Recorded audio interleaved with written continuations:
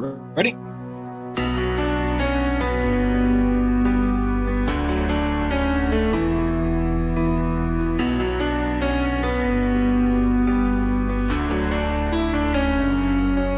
The sky turned black, the stars fell down. United we stand, but we're losing ground.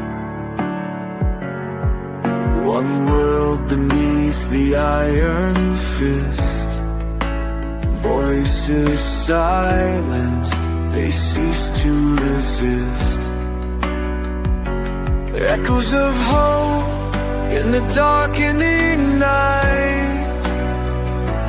Fading whispers of a long-lost light. Rise up, hear the call to arms. In this storm of chaos we'll find our charms. Together we'll fight through the ashes and dust. A phoenix reborn in our hearts' purest trust.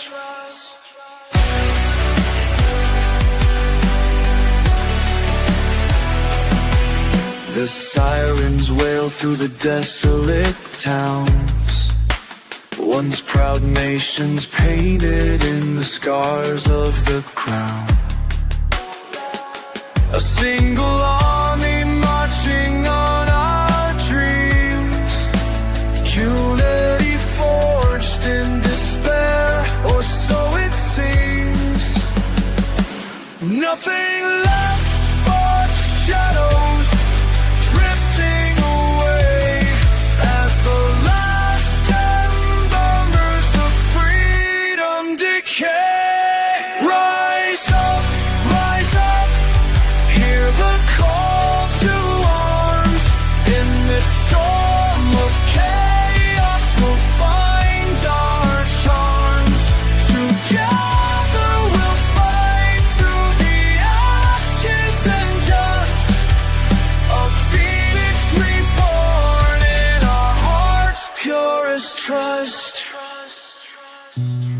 One global army, together we stand. In the fall of the world, we'll make our last stand.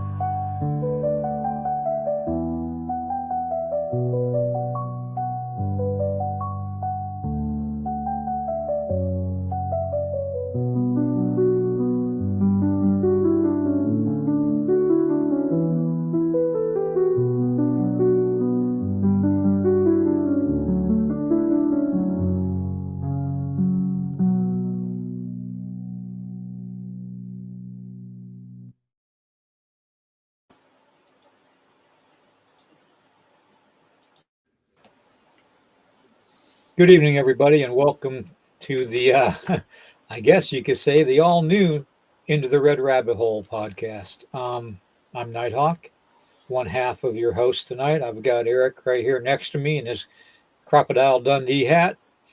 We're going to get through some of the mentionables before we get started into the thick and the meat and the potatoes of the podcast, which is, I think we need to really talk about the way things are going with the whole social media thing and mainstream media and the manipulation factor and how it's literally being controlled by the CIA and all that. But we're going to get into several other issues too concerning that too. But I do want to make it clear to YouTube and Facebook that this podcast, the intro, the outros, are all solely my creation, and there is no copyright strikes on this whatsoever, because I used the Donna app for the outro and the intro music, and it's all my own creation. So I've also got a couple things I'm going to do tonight too, since I had some time this past month to kind of reflect on things, and I've been dealing with a lot of different things that I want to make very clear to everybody. Those of you out there that don't believe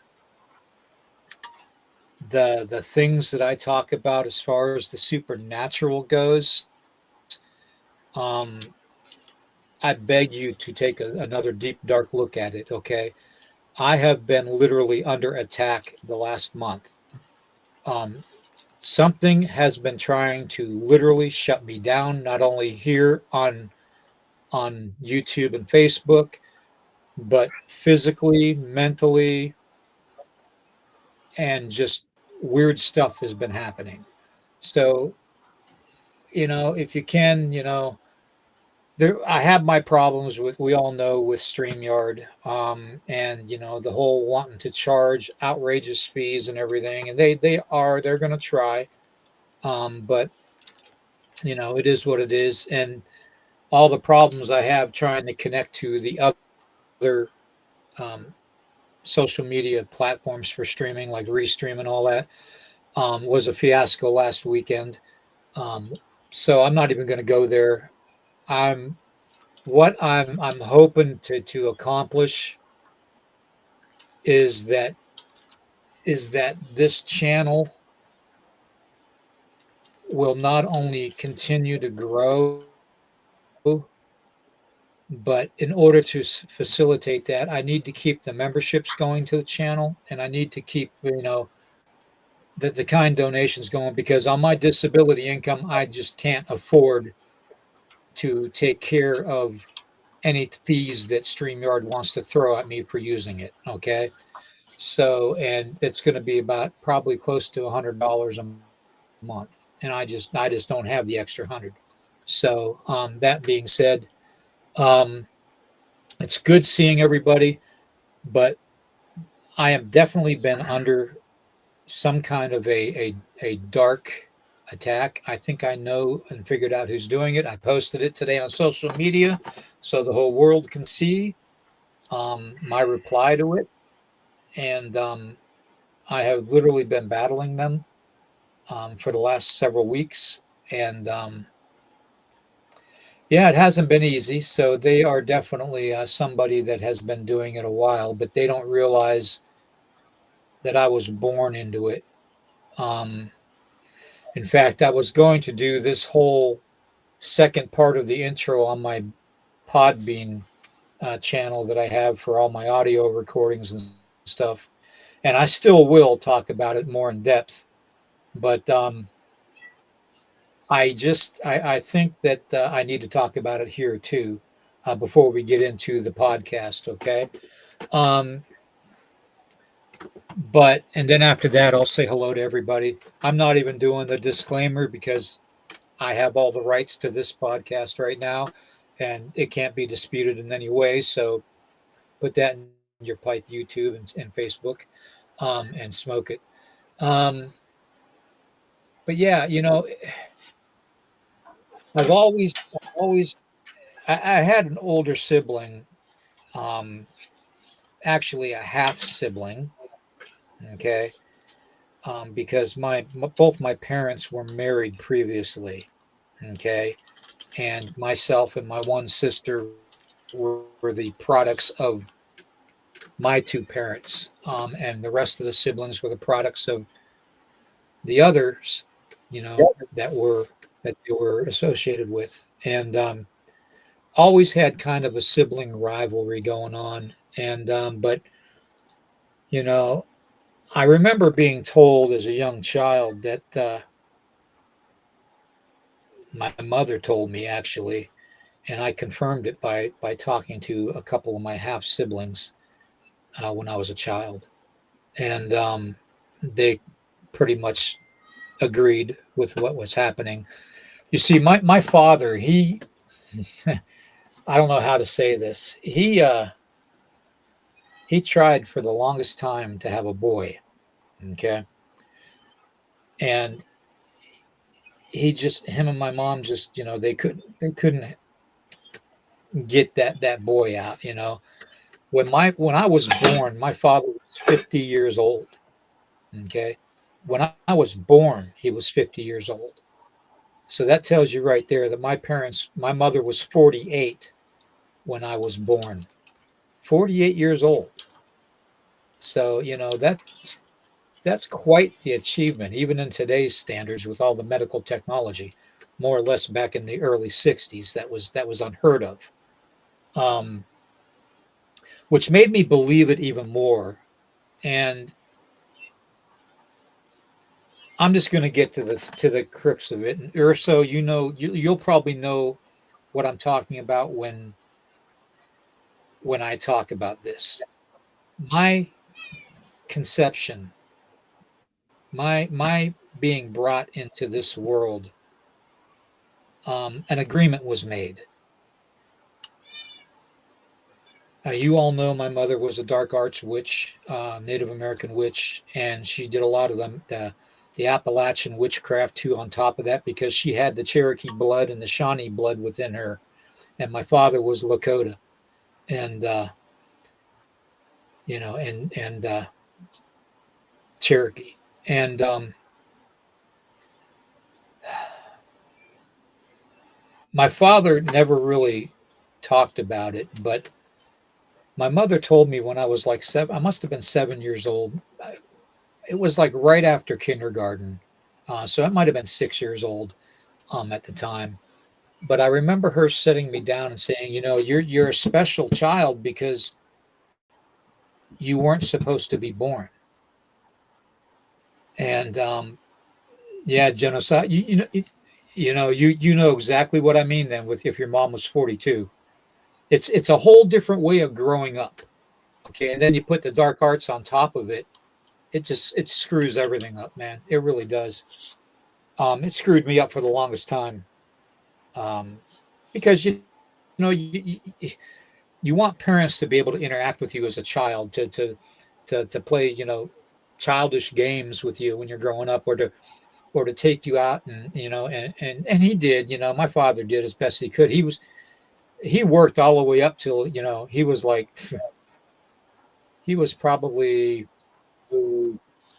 68 years old when his tractor trailer blew up on him, and the steering wheel went into his stomach and broke his lower back.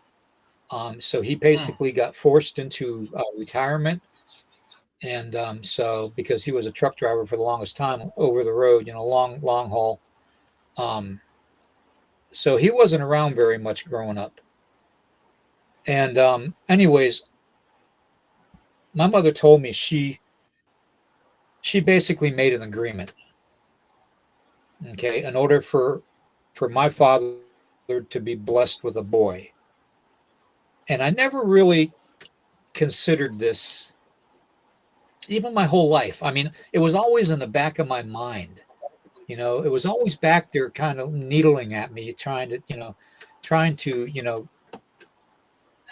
not think about it, but it kept on, how something eggs you, and pokes at you for so long that you just can't ignore it anymore, And that's what it was doing to me for the longest time. Especially when I was into the dark arts and what my mother was teaching me. And I don't even know why I'm saying this, but the agreement was that if my father had a boy, that I would be raised in the dark arts of the Native American witchcraft. And that was the agreement my mother had made. Now, my mother found religion when I was 15 years old. Actually, it was 14 going on 15, and got out of the dark arts altogether and became a Christian. Okay. And I use the air quotes because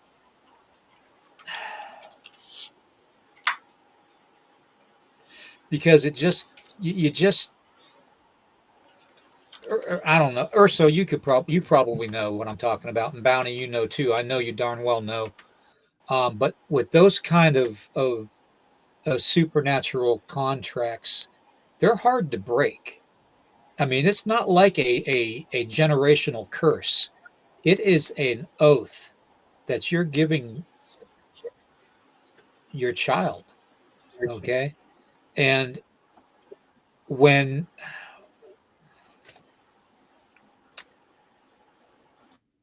I did the ceremonies and stuff, I was always more powerful than I should have been. Okay. I was able to do things that even normal dark arts people wouldn't be able to do. I mean, the shape shifting thing, the that stuff, was above and beyond, and then to be able to mind control people and literally put thoughts in people's heads, that's not normal magic, okay, with a K. That's not normal dark magic. That's something that you are gifted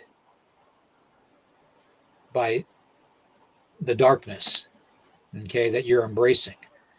And it kept on getting repeated in my head over and over again that I was supposed to be made one of the baddest, meanest, most powerful dark medicine people that ever existed. And I didn't like that because it was, I knew because of what my mother told me that she made this agreement. What the hell is And- going on with my camera?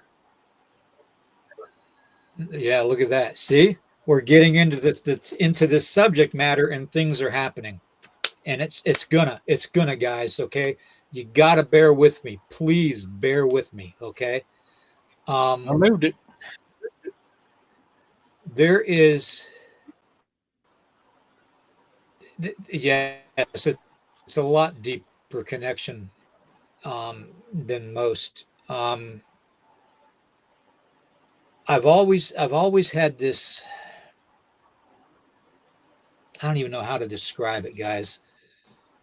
But I got to get this off my chest before we get into the whole thing. Okay, this has to be talked about, because if you guys don't realize it, that it's real, and that it's what's happening today, you're never going to. When you make that kind of an agreement, those of you that know me and have known me for a while know that I had this thing growing up in my parents' bedroom next to their bed called the Devil's Chair. Now, the Devil's Chair is a real thing. Okay. This goes back even beyond down. This is absolutely ridiculous. The Devil's Chair is a mountaineer type of an Appalachian mountain type of a craft. Okay, but it's dang, wish I would stop doing that. Something is messing with it. Anyways, at the same time, Native people had certain areas that we would avoid because it was meant to draw forth the darkness, the evil, okay, the spirits that we didn't want to interact with. Well, the Devil's Chair is something that Appalachian witches used to use to bring forth that evil, so they could have conversations with those evils. Whether you want to call it, just evil spirits or demons or the devil, it doesn't matter what you call it. When you call that entity forth, when you give it a designated place in your home, not even in like some remote location, but in your freaking home that you're growing up in, and you tell your child that you made an agreement with the devil for him to be a boy, for your father, that plays a big part and role on your psyche. Okay, that'll and plug your ears, kids. That'll fuck you up. Okay, that'll really fuck you up. And that's what it did to me. Okay. So it brought me farther and farther in. Hey, Don, good to see you. Um, that brought me in farther and farther into this darkness. And, you know, I don't think my father ever knew that the agreement was made. I think my mother made it all on her own. But I have been battling since I got out of the dark arts. Things have been more, I mean, in ways it was better. In other ways it was more difficult. Okay, it's hard to describe. Certain aspects of my life, when I got out of that whole dark medicine path, and started using that, what I was taught, for good, and protecting people over the years, and interacting with the wildlife and with the forest people the way I should have acted, instead of being something that I wasn't supposed to be. Okay. Um,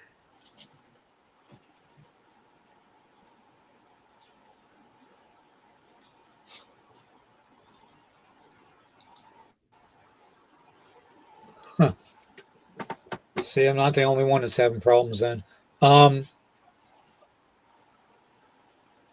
anyways, it led to a lot, and it's finally finalizing to the point where I'm getting messed with. Okay. And whatever and whoever is calling forth this is more, if it's one person, then they're not near as powerful as I was as a teenager with the dark arts. Okay. They really aren't. In that aspect, I'm not worried about it. I'm protected, but it doesn't mean that things can't bleed through. Okay. And, things have been bleeding through a lot lately. My energy level has been down. Um, my loss of appetite has increased. My difficulty breathing has increased. My difficulty walking has increased. And yeah, that can all be medically related, to the conditions that I have. But it still doesn't take away from the fact that whatever and whoever is doing this is taking advantage of me at a point in time in my life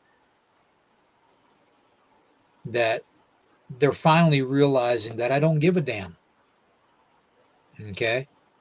They're finally realizing that it doesn't matter to me anymore. Okay. That, I dig my feet in, and I do what I have to do to protect people, to protect my family, and to protect myself. Okay. And this, whatever it is, this entity, is getting pissed off enough to where it's starting to affect certain areas of my life, and more physically than anything right now. And that's the only weakness that it can find on me, is my physical health. Okay. And these beings, and Urso can tell you too for a fact, these beings will attack you at your physical weakness. Okay. That's what they do. They watch you. They always watch you. They watch you from a distance or up close. And they observe you to the point where they know your routines, they know your likes and your dislikes, they know your fears, they know what makes you happy, so they can use it against you. Well, that's what's going on in my life. Okay. They are trying to use everything possible against me. Okay. And it's gotten to the point where the battle is, I just don't give a shit. I'm yeah, it's not going to harm anybody because I've got the umbrella of protection around my family, and I've got the umbrella of protection around everybody that knows me, that truly knows me. That in other words, when I talk about the umbrella of protection, I'm talking about and Urso, you know what I'm talking about. When you put out the energy, when you manifest that energy through ceremony and through prayer, you can encompass certain people and certain family members and all that. And that's what I do. Okay. Because I don't give a shit what happens to me. Okay. I really don't. That's not what it's about. It's not about what happens to me. I know my fate. Okay. And I'm perfectly satisfied with my fate. Okay. I've made amends as best as I could for what I did when I was younger. And those entities that I worked with when I was younger, they have nothing to do with me anymore. Okay. I call upon other entities for protection, and we won't get into that. But anyways, the battle is real. Okay. When you see things popping up around you that you can't explain. Well, take for instance, I was talking to Eric in the backstage before we started the podcast tonight, and a bag, literally this bag right here, okay, which is about, I'd say probably 10 pounds worth of stuff in it, okay, got tossed across the room. Okay. Now, yes, it happens, it's gotten to the point where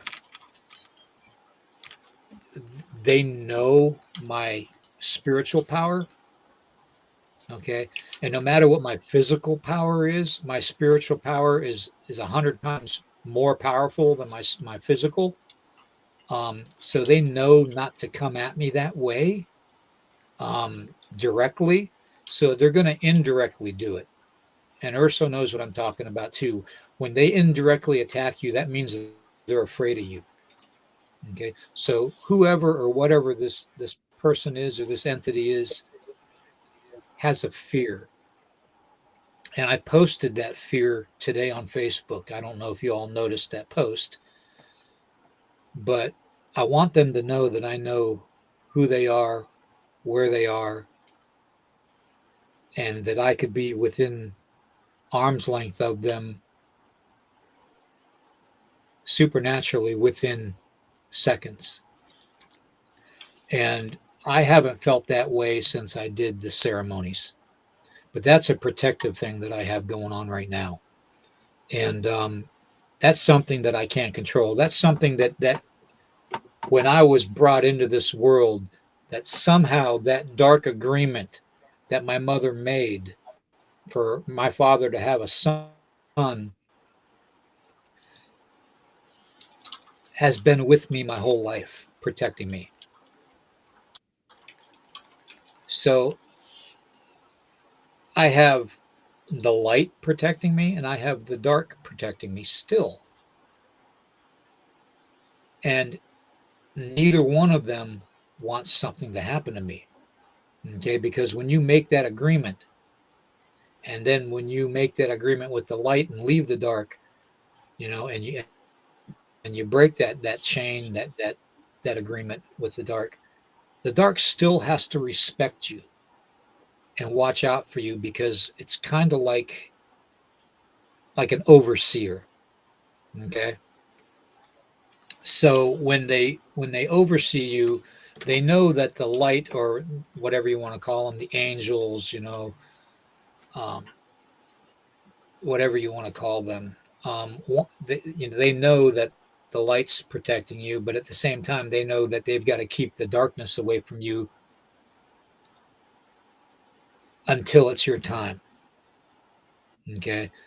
And then they have to basically figure out, since the agreement was null and voided by me refusing it and disowning the claim, that they got to figure out what they've got to do to fulfill that contract, that agreement. Okay. And that's where we are right now. Okay. So when I talk about weird shit happening, it happens all the time, but you know, it's always been a part of my life. Okay. Always. And I wanted to make it very clear that I wasn't supposed to be here to begin with, if that makes any sense. I was negotiated here. It wasn't that my father didn't want me to be born and didn't have this concept of having a boy, finally having a boy. But knowing that my mother made that agreement, kind of, it's very disheartening. Okay. So I've always been connected to the darkness. The devil's chair in our house, those of you that have heard me talk about this before, you know darn well that it sat on the side of the bed next to the wall where there was the window to the outside, was at the head of the bed, and the chair was off to the side of the bed that my mother slept on, next to the nightstand. And one day, the weird stuff was happening in the house. And I mean, you know, the normal lights flickering, the chandelier, whatever you want it, not a chandelier. It was like like one of those old gas station lights that had the metal housing around it and on a chain above the kitchen table, the dining room table. It started swaying back and forth, you know, this and that. There would be knocks on the floor, you know, real loud knocks on the floor. And we had a thing, me and my sister had a thing where we would lay on the floor in the living room, and the house was always cold. Okay. It was always ice cold, the whole house. Okay. And me and my sister used to lay as children on the floor in the living room with our feet up next to the register. Okay. Because it was so cold, our feet would be warm, you know? And we did that for the longest time. Hell, I did it all the way up till I was, 13, 14 years old, you know. But laying there, you could hear voices. You could hear moaning, and things happening through the ventilation. And one day it just got really, really bad. And my mother, I remember it distinctly. My dad was on a road trip with the tractor trailer, and so he wasn't around. He wasn't going to be back until the next day or two. And anyways, my mother scoops me and my sister up and runs us down the hallway and into their bedroom, puts us on the bed, and she closes the bedroom door, and she basically, keeps us on the bed, and we had a little poodle back then, named Chi Chi, and she was a very protective dog. I'll tell you that right now. If you ever want to have a protective dog, get a poodle. They may be tiny, but they're freaking fighters. I had a normal poodle. They are big. Normal poodles are bigger. I've had one. They are. Yep. Yeah, they're very protective. But they used to be a war dog. To make a long story short, actually used to. Yeah. They're definitely protective. But to make a long story short, I'm going to get off of this. But when we were all in the bed, and my mom and the dog started freaking out and started going towards the end of the bed, barking and growling. Well, the bedroom door kicked open and slammed against the wall. Nothing was standing there. Okay. Literally nothing was standing there. Okay. Something proceeded to pick up her bed. And this was a king size bed. Okay. With 3 people and a dog on it. Okay. And something picked up that bed, shoulder height of an adult, a 6-foot adult, and dropped that bed several times. Okay. Causing, my mom and all of us to get really, panicky because we're just kids, And next thing I know, this mist starts appearing in the chair next to the bed, the devil's chair. And the mist started out looking like a grayish type of a mist, and it turned almost a blood red type of a mist for a moment. You could literally see a blood red type of a mist. And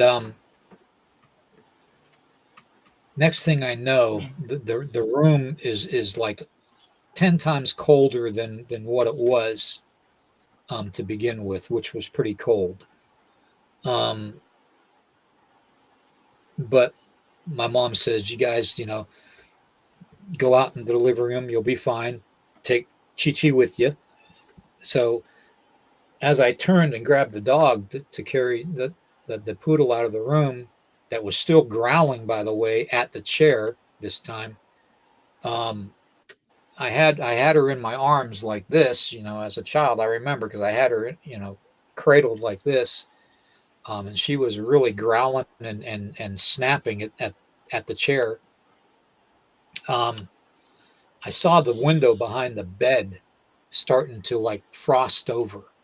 Okay, that's how cold this room was. And it was like 85 degrees outside, guys. This was in the middle of summer. Okay. And I looked at the chair and I asked Mom, I said, Mom, are you going to be okay? And she goes, yeah, somebody wants to talk to me. And I said, okay. And I looked at the chair and the mist was still there, like it was watching me. Okay. Now, when we left the room, the door closed by itself.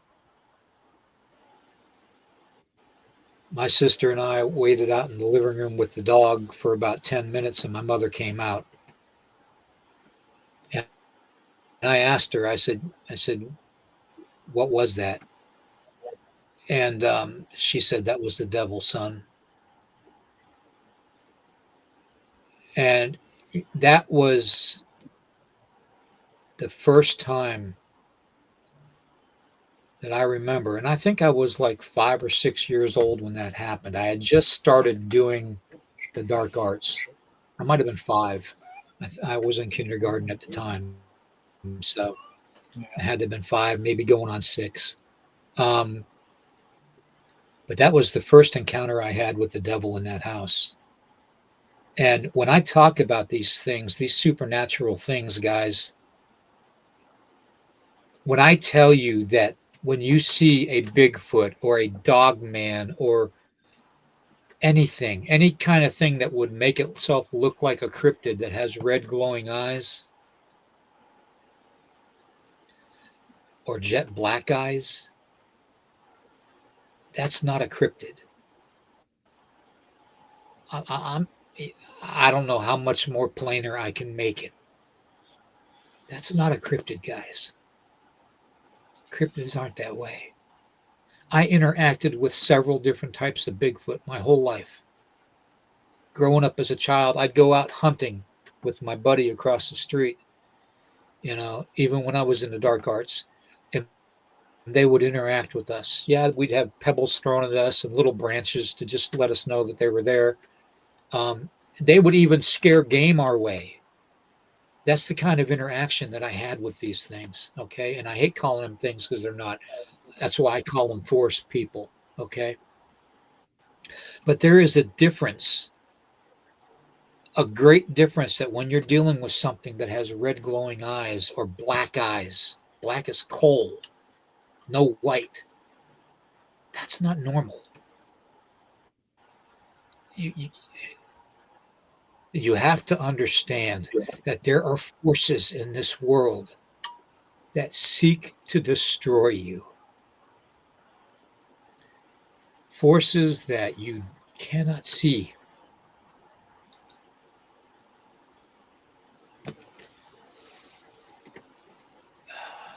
Forces that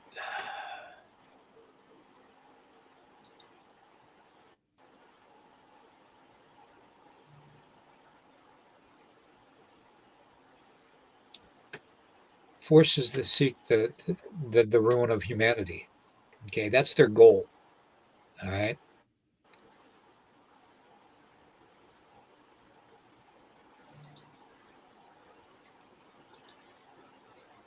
I have fought these things my whole life. For God's sakes, I have people contacting me to fend off skinwalkers and wendigos.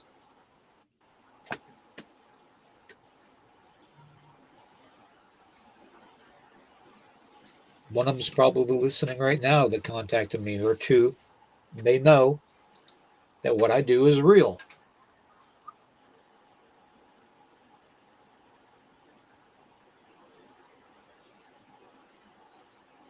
I don't wish anybody harm. That's why I've got to make this very clear that if I'm to continue doing what I'm doing,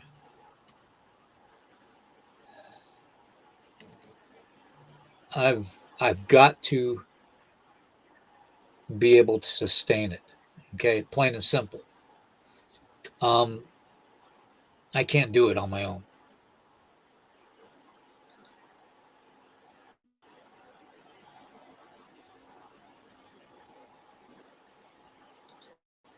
YouTube doesn't pay a whole hell of a lot, trust me. Okay, there's out of the $3.99 that is being charged.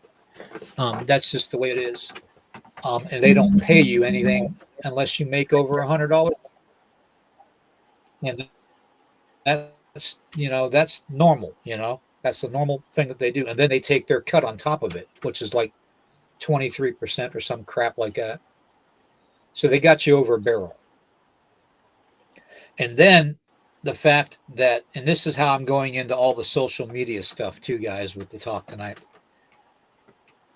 When you combine the fact that the CIA has done all these different projects and programs covertly against the United States citizens and people around the world, and you take social media and the concept of it and how it's driven and how it's used against the same people that are podcasting on it, okay? Because it's literally used against us. It is. It's literally used against us.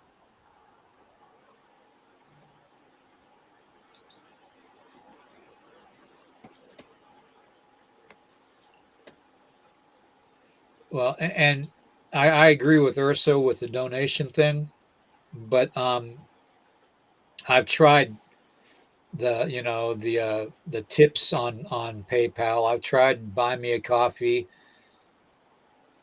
It's even those things. Buy Me a Coffee is good, but they won't disperse anything unless you make $20. And I haven't made anything off of Buy Me a Coffee right now. In the last 2 years, I haven't had anybody donate. The GoFundMe, that goes strictly to medical bills, but even GoFundMe is holding back the funds now because I don't have the ability to confirm my bank account, okay, to them. They want written proof. And I mean, you would think that direct deposit notifications and stuff would work with GoFundMe, but I for that, and it won't let me. Okay, I won't do Cash App, or so. I can't. I don't have. My phone has so many programs on it right now that I'm surprised it even works. To tell you the truth, um, but that's neither here nor there. But you know, they're working hand in hand. Okay, everybody, you know, with the onset of AI, that the whole thing that that is happening is AI is making up all these so-called algorithms. Okay, and they're taking it over. Okay, and they're selecting certain podcasts, certain videos, channels, and stuff, and they're putting them off to the side. Okay, so the ones that talk about stuff like this don't get the proper time that they're allowed. Okay, so they don't get a chance to make money, or and it's not about making money, being able to you have to be able to sustain the channel. If you don't make enough to sustain the channel, um and and you're in the boat that I'm in, um you won't be able to do it. And that's why I had to take that month off. I just didn't have the funds to keep StreamYard going. um but at the same time, and I can see that the video and the audio is being messed with right now too. So um I don't know how much longer this is going to be able to go on, but I just, there is a connection with social media and the CIA. Okay. And there's forces out there that certain government agencies, there we go again. There goes the video. 3-letter agencies and the United States government have been messing with the paranormal and the supernatural for a very long time. Very good friend of mine, Dennis Carroll, can tell you all flat out that not only was I approached by 3-letter agencies concerning the paranormal and supernatural,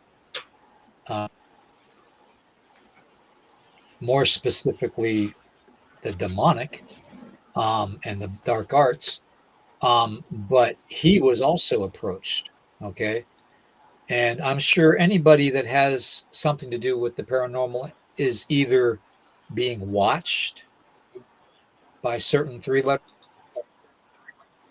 agencies in the government, or is actually an insider.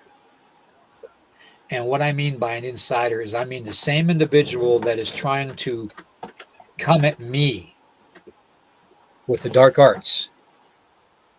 And this is why I started the podcast out tonight with talking about me being in the dark arts. Okay. This certain individual or being or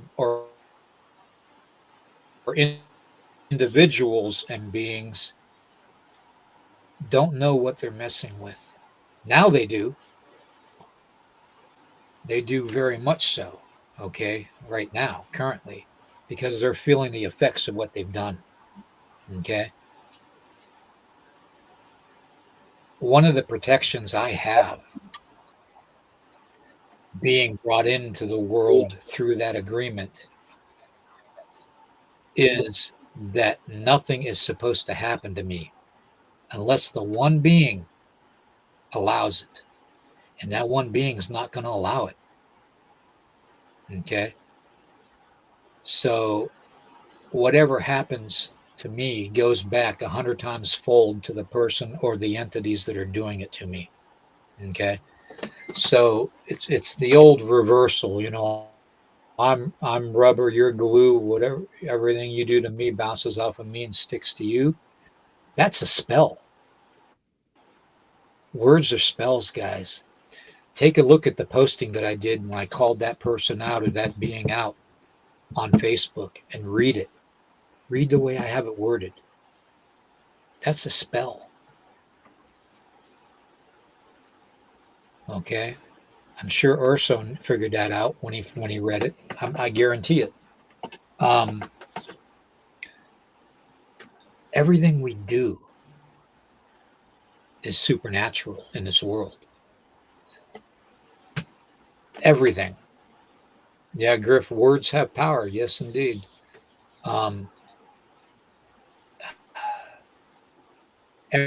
Everything. Even the happy birthday song. How many people out there know that the happy birthday song is a spell? It is. It's a spell.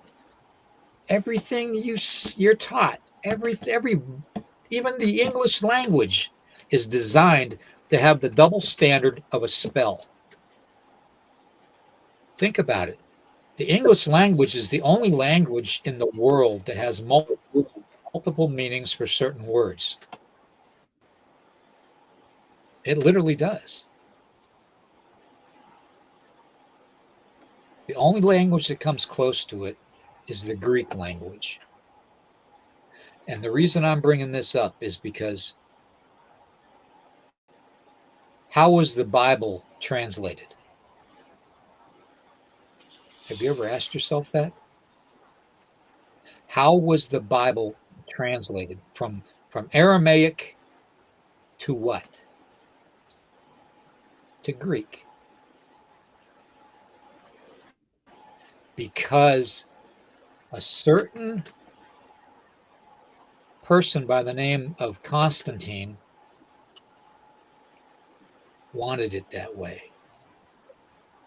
Because Constantine was not a converted Christian. Constantine was not anything but a pagan. And I'm not saying pagan people are bad. Okay, paganism's been around a long time, but there is a difference between paganism as far as like the Wiccan faith goes and paganism like the indigenous cultures go, where it's a mutual respect and an admiration for the land and the wildlife and everything that walks and grows upon it. That's what those faiths are based off of. Okay, a circle of life type of a thing. Okay, I'm talking about the dark paganism, and that's what Constantine was. So when he had this epiphany of making Rome Christians and getting rid of the paganism of Rome, and the Vatican was made, what do you think happened? When they translated the Aramaic biblical scriptures into Greek, they purposely changed wording in spell form, because at the time Greek was really the only language that could be used in multiple layers of spells. Now, you have your normal spells, okay? You have your normal incantations and stuff like that are everyday, incantations for money, for health, for, harmony, for love, You got people, buying red candles, and it's got to be a red solid candle. And you cut a piece of paper out and you make two hearts, okay? And on both sides of the hearts, the two pieces of hearts, you write the name of the person you want to fall in love with. And on the inside of the hearts, you write your own name. You hold both of those hearts together and you burn it in a red candle. And you say the incantations that you want this person to fall in love with you. That is a magic spell. That is an incantation. That is a spell that is legitimate. Okay. Well, Constantine knew the same thing. Okay. He knew that there were certain words that could be used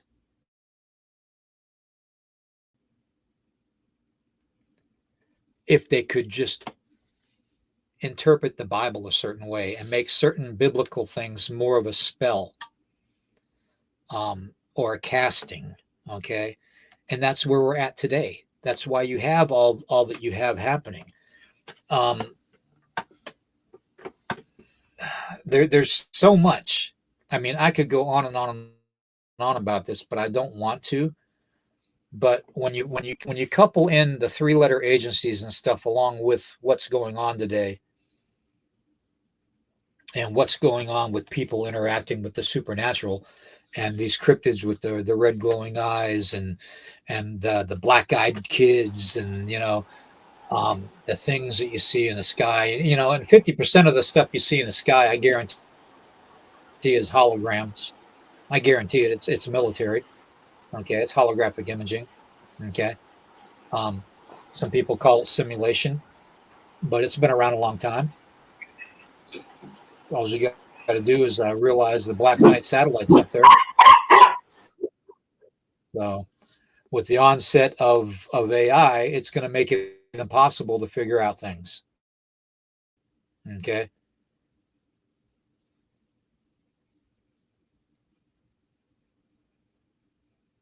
Yeah, Raytheon Technologies and Skunkworks is a biggie or so. But I just, I wanted to basically open up the discussion and see, Eric, what you thought about the connection with the CIA being involved with social media and all that, and AI being contributing factors with the algorithms and all that are controlled by what the CIA or NSA dictates to them. We all know that social media started out to be a good thing, but it's been taken over. So, well, how do I put this without getting you in trouble? Certain entities, 3-letter agencies, we know for a while has taken over not only the news media, thank you, but also social media, and they dictate the narrative. So, yeah, I believe it 100%. I mean, it's been proven. I mean, they've had to come out and admit that they did that, especially during a first election for a certain individual, is when they ramped it up even heavy. And they've had to come out and admit, yeah, we did that. Other people tied to social medias admitted that they, take orders from them, gave out a lot of money for certain things to be said. And so, yeah, I mean, 100% they do that. Now, do they? I think they also target people. Yes, I'm being careful what I say, Joe, on the side, but yeah. Yeah, we got to be careful. They also, I'm a firm believer, I can't prove it yet, but I got a feeling it's going to come out just like everything else did. And they're purposely discrediting people like us who's true, or we're actually seeking the truth about supernatural, cryptid, and paranormal. I think that's why the AI is doing everything it's doing. I think that's why we got a bunch of, how to put this politely, podcasters that are, yeah, they're straight up Yahoo. Yeah. And it's evident by the stuff they say. I mean, because some of the stuff they say is, man, that is so far out in left field, it's not even funny. It can't even, Right. Well, that's impossible. It's like, where the hell did you come up with that?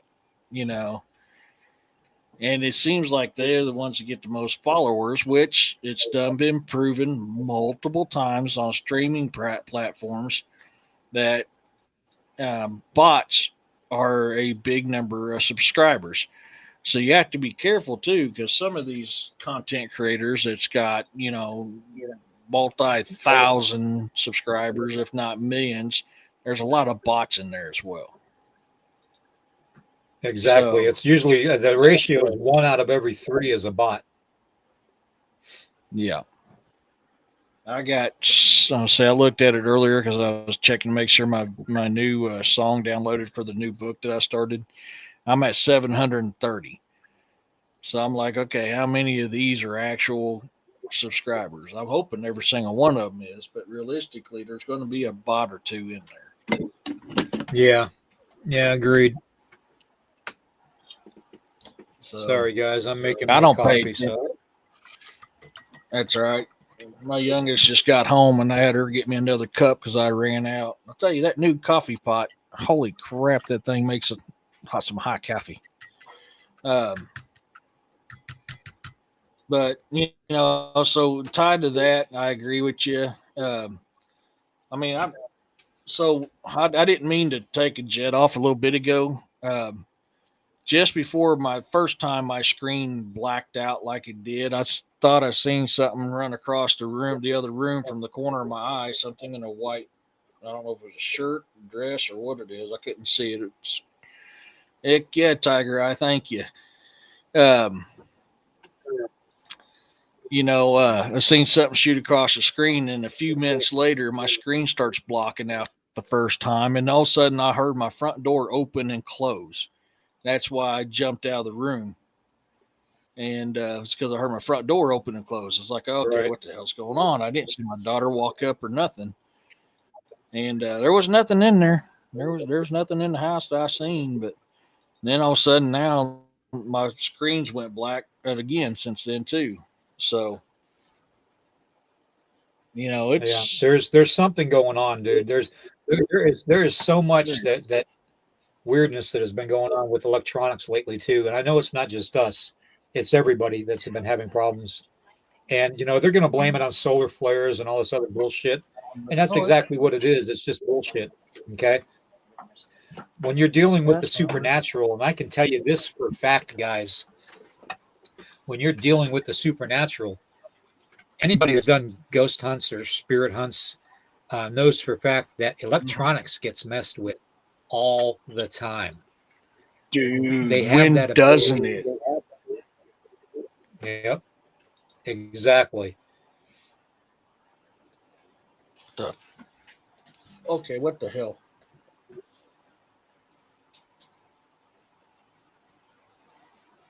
Okay, am I smoking crack or anybody else see that dark shadow behind me just now? Yeah, I around literally the seen room. it Yeah, through the computer screen. I can't see it with my own eyes, but literally I was watching my picture here on the camera thing, and I literally seen it right over here. I was like, what the hell? yeah, yeah. It went right towards the doorway. No, it went towards my window. That's a window right here. Oh, that's the window. I thought that was the door. Or, Okay. no, door's over there. Window's here. All right. Okay, I thought I was smoking some crack and I didn't know it. I was like, okay, am I the only dude that's seeing this shadow figure walking behind me? Your camera's glitching big time too. Dude, something's messing with it. That's why I turned my camera off. Urso, that one caught me off guard. I ain't gonna lie to you. It doesn't happen very often with paranormal. That one there did catch me off guard. I was just sitting there talking, and all of a sudden I see this little figure standing behind me, kind of swaying from side to side. I'm like, holy shit, what the hell? And that's why I turned around real quick. You know, Ursa, I don't know what that was. If I move my hand in front of it, it goes back to normal. So, I mean, I don't know what's jacking with my stuff. It's weird because whenever I did that, okay. When I did that paranormal deal down there at Indian Point, and I helped, I don't want to reveal it because I haven't had a chance to put it out. You know, a brother of mine, no, that one ain't that, Roxanne. That was something different. Yeah, that was definitely something different than Bigfoot. Yeah. But I've been noticing with the paranormal stuff, it has ramped up a lot lately. Like I had a couple Yeah. brothers when we was down in our rally going, man, I don't believe in that stuff. And all of a sudden I started doing an EVP session right there. And they're like, holy crap, this stuff is real. I didn't think it was real. I was like, yeah, it's real. That's why I do Exactly. it. And what I did, what happened in that paranormal investigation is why I love doing what I did, which I'd like I said, I don't want to reveal it because I got to finish it up. I've just been busier than all get it out with work and everything going on there and working nights and everything else. I haven't had a chance to finish the video. Right. Yeah. But, yeah, no, I thought I was smoking something there for a second that I didn't know because it's like, holy shit, there's someone behind me. But, you know, Now there is it much more going on in the world than what people realize.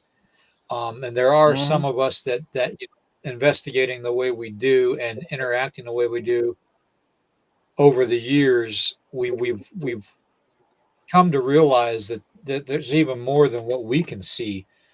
Even with my Oh, yeah. abilities that I had and that I still have, that there is there's no way to describe it.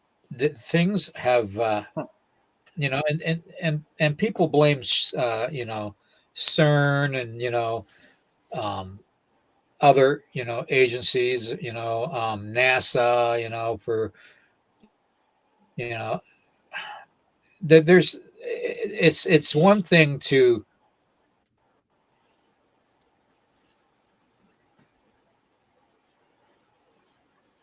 hold on a second. Yeah.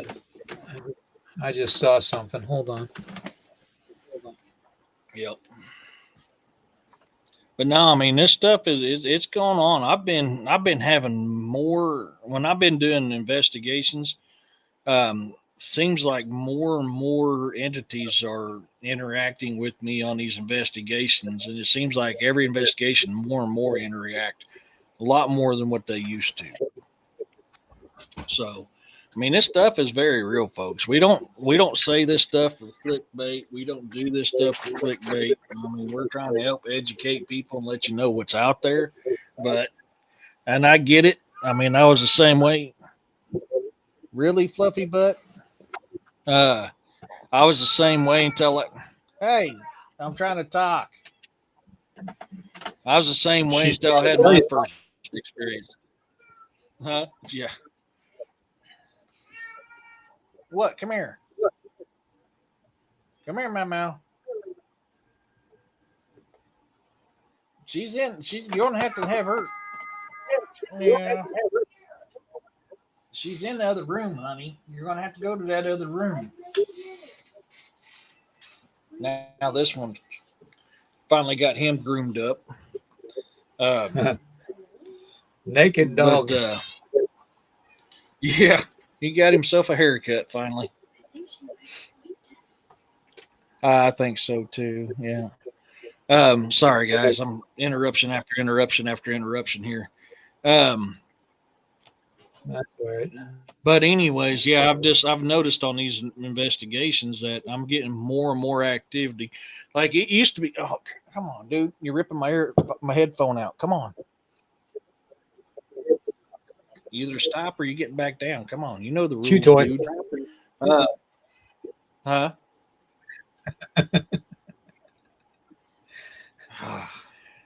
Hey, Ghost Dragon. There you go, Dragon. But it used to be when I do a paranormal investigation, it was usually on an average I'd have one entity talking to me, and probably one in the house. And now, man, I'm getting upwards 30 or 40 entities at a time. So I mean, it's dramatically increased over the last 10, 20 years. And there's many times I've went on investigations. I know there's ghosts in there. I can feel them, but they wouldn't react. But on a general, it used to be two was doing pretty daggone good. Now it's, like I said, 30 or 40 each investigation. It's ramped up. Yeah, it's insane how crazy it's got. Yep. Sit still or you're going to get down. Now you know the rules. What's the rules? Huh? Yeah. Sorry, I got to remind him of the rules. No. But I just lost my train of thought dealing with him. But oh my gosh, I just completely just lost my train of thought there for a second here. But yeah, I mean it's getting way out there. Oh, I remember. No, no, Robin, it's snow.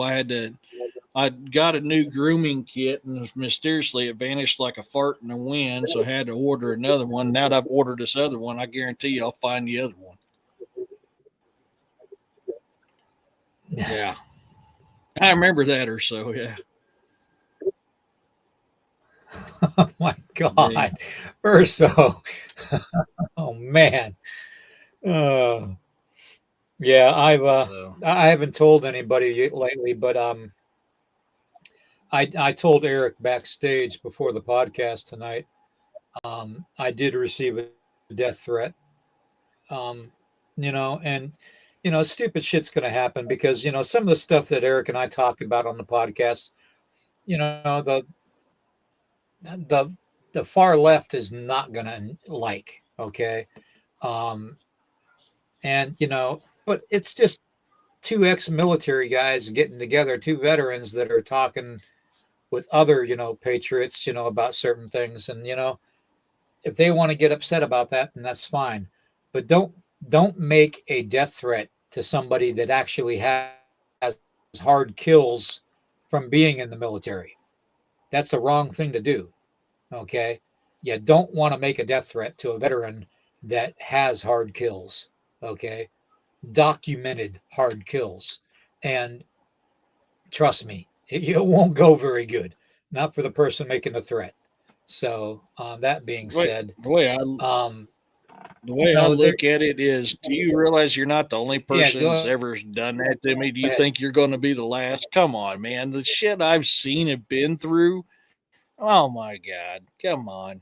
You're at least like the least on my list of people I'm worried about. Exactly.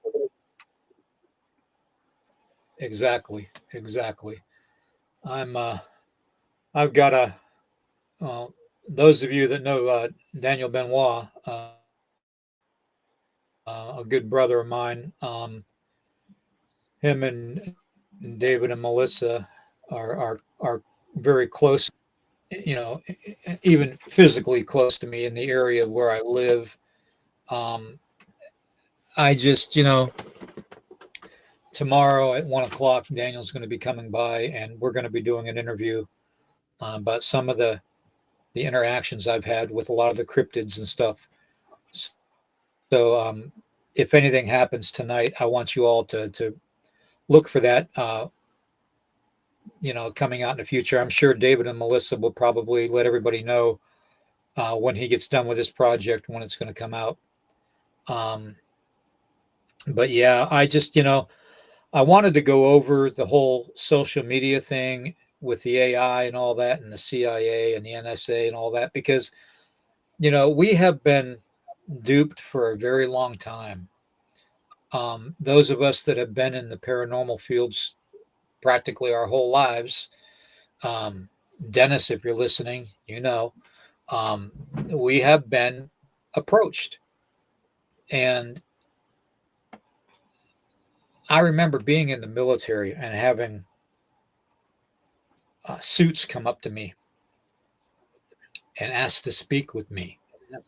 And they identified themselves as Department of Defense people that had the DOD ID, and a certain division. And I don't want to say the division because then I'm going to be exposing something that I shouldn't, if you know what I mean, because it could follow national security as far as that goes. And I don't want to violate that policy. But they would ask me flat out about my childhood childhood growing up, they would ask me about certain ways I did incantations and spells and all that, and they seemed very, very interested in the supernatural. And it's amazing because if you think about it, this is almost like carrying over from when Hitler was during World War II, pre World War II. He was really into the supernatural findings. He really wanted to find the Spear of Destiny, the Ark of the Covenant, and several other things. He looked for giants and bloodlines. He looked for the reptilian bloodline, the Maravinan bloodline. He looked for all that. Okay, and even more.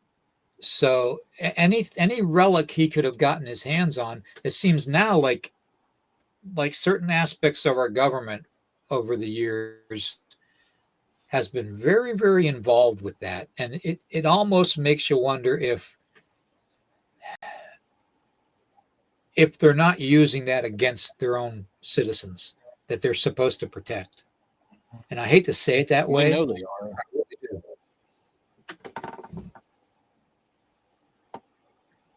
I mean, we know they do that type of crap all the time. They finally have to come out and admit it. Yep. Now, you guys were talking about paganism earlier, which I don't like that term. That's a derogative term that the Catholic Church made up for people who doesn't believe in the same path they do. Because I'm not a fan of that term. I don't accept that term. I'm just, I believe in the old ways. And that's how I like to put it. But the party was very big into that culture and the magic tied to that culture. And they desperately tried to bring a certain aspect of that culture back.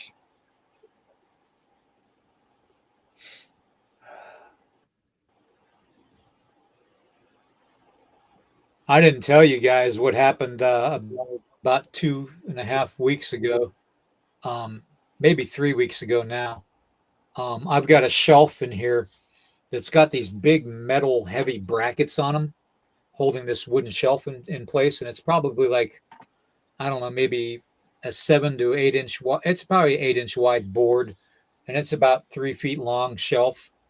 And I had a lot of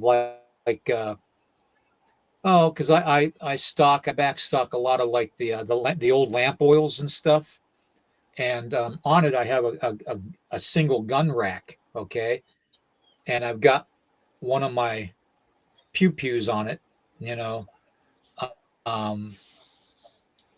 well, here I'll show you. Hold on.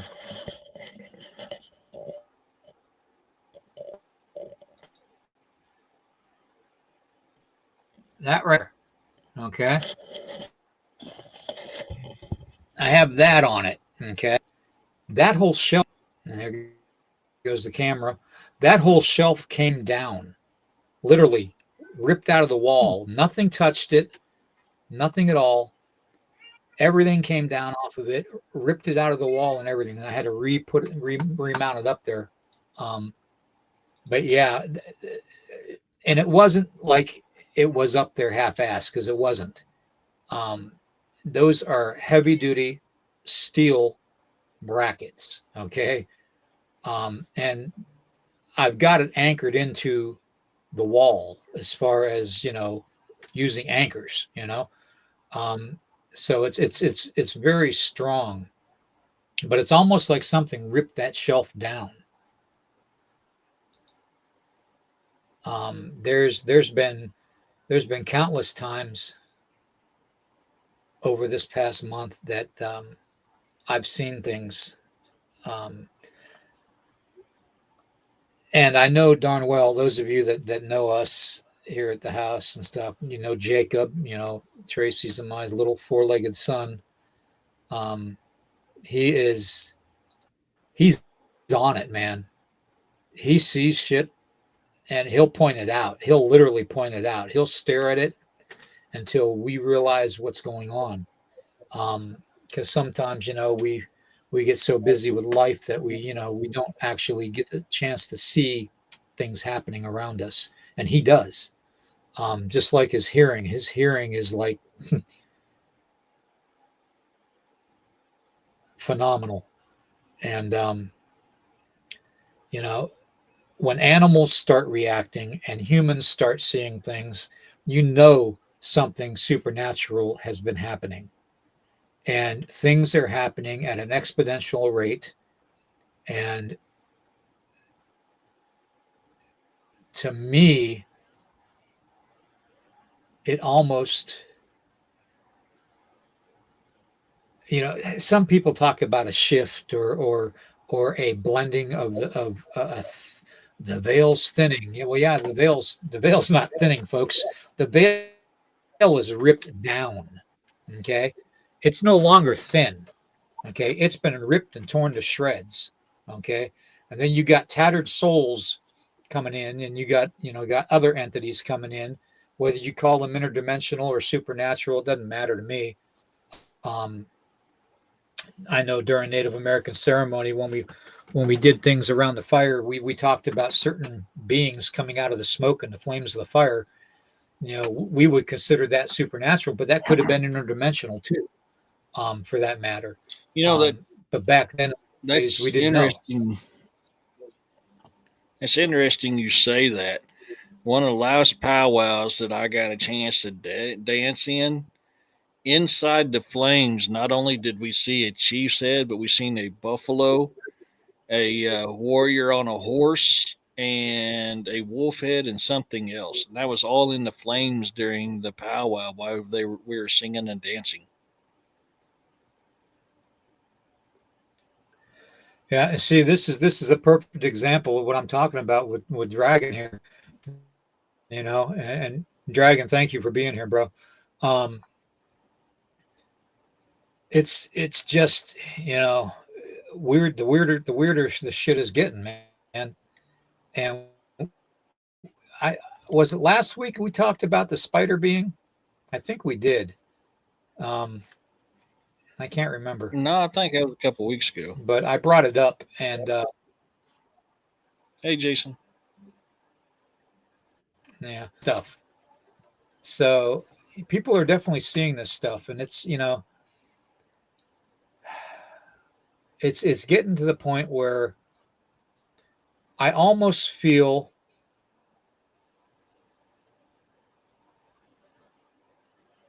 like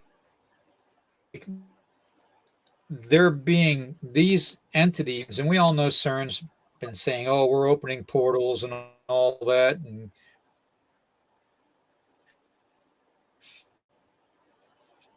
we have a demon list allegedly, okay. But our own government's been doing that since before World War II. And I just think that they've been slowly tearing at that thin veil to the point where they've ripped it completely open now, and anything and everything's going to come through. So when I started out talking tonight about explaining a little bit about what happened to me and how I was brought to the world, I meant it. Okay, these things, and Dragon knows, these things are real. Okay, these things are no joke, folks. Okay, these things that are happening are completely different from dealing with cryptids. Okay, completely different from dealing with a cryptid. At least with a cryptid, you know whether you're going to live or die. With supernatural beings, you don't know what their purpose is for being here unless they tell you. Okay, and because they don't have to communicate with you, they could just do what they want to do and leave. There's really no way to, how do I want to say this, to understand why the government and certain government agencies around the world, for that matter, even in other countries, have been embracing the dark arts. have been embracing dealing with the supernatural. It doesn't make any sense to me that they would want to.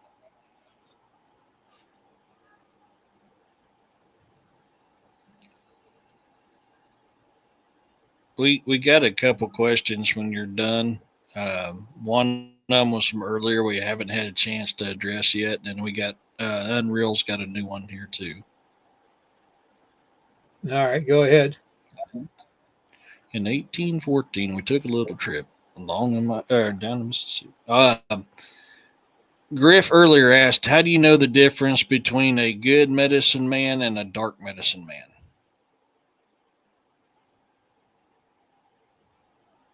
That's way up top, so it's a lot's been texted since then. Oh, well, dark medicine people won't. Dark medicine people, first off, will not communicate with you. They don't like being bothered. I never liked being told, messed with. I hated it when people came up to me and would talk to me, because at that point in time, you're so, if you're actually a true dark medicine person, you don't even want people around.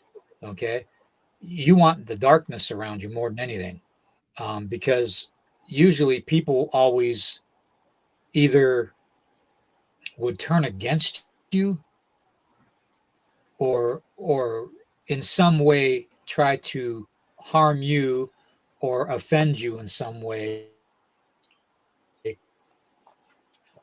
and then that's the whole routine of it, the way that it would go.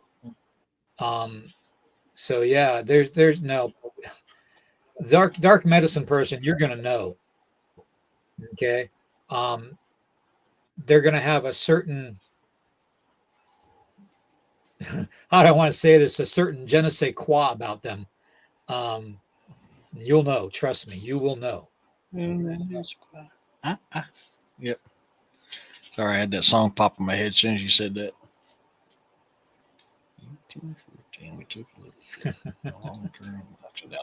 Sorry, daggone, he's got that song stuck in my head now. Unreal says now this is actually very interesting, because me and a brother of mine, I found out he does the paranormal investigations in the Kansas City area, has actually been to that house, the Sally house, which goes kind of along the deals with this Annabelle doll. But he says, any thoughts on the Annabelle doll thing? The one of the guys involved was found dead in the hotel while on tour with the doll. Well, the one thing I can tell you, and this is from my own experience, and I've said it before on here, and I'll say it again. When you are dealing with something that you give a name, if you give an inanimate object a name, then you're giving it power to be possessed.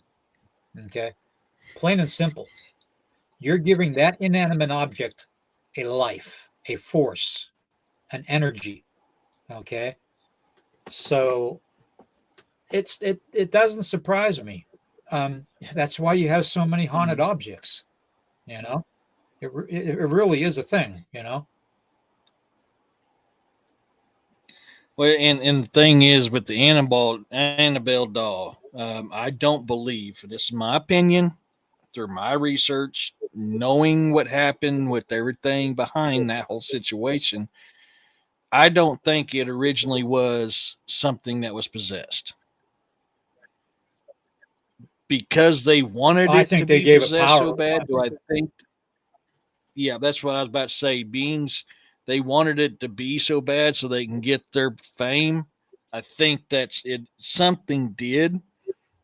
I don't think it's to the level that they put out there, but something did attach itself to it. Now, did they purposely make that attached to it? That's a possibility. Or did they will it so bad that it happened is also a possibility. Exactly. And here's another thing too to consider too, guys. When you're dealing with objects, okay, take the Dybbuk box, for example, okay, with the Jewish faith, the Dybbuk box is something that holds an evil entity, okay, call it a demon, call it whatever you want, okay, but the fact of the matter is when that divot box is opened and released, whatever entity that is involved inside that divot box can interact with the physical flesh and blood. Okay. Yeah. And, you know, it's been such a part of the culture of a certain religious faith that made the divot box. Okay. That now people are making it and selling them online. Okay. And, you know, you can go on eBay and Google it, you know, and enter, you know, a search for a divot box, and you can buy a divot box for $100. Why? I would have no idea. You don't need a divot box to communicate with the evil, you know, trust me, you don't. But, you know, it's just a way of people making money off of it. But when you give something your undivided energy and you name it. Well, here's a perfect example. The movie Christine. Okay. The movie Christine, one of the most popular movies of all time, about a red car, an old car that was possessed and basically given a name. Okay. That is literally a real thing. You can do that. Okay. Whenever you have the ability to name something, and you have something in your life that you want to, you know, that you feel so strongly about, that gives you the manifestation power. Okay. You'll have the power to manifest whatever entity to go within that object. Okay. Whether you believe it or not. I think about not half of what people are seeing nowadays, but I think I'd say about a third, maybe 33% of what people are seeing nowadays is a direct result of self-manifestation. Okay. I think it's a direct result of their unknown energy ability to make things appear through manifestation. And that is one of the things that humanity was able to do a long time ago. Okay. Was the ability to manifest. Okay. There were certain, and that's why it goes back to the Bible and a lot of the biblical stuff about being taken from Aramaic into Greek, because it took away from that ability for humanity to manifest from saying certain scriptures in the Bible. Okay.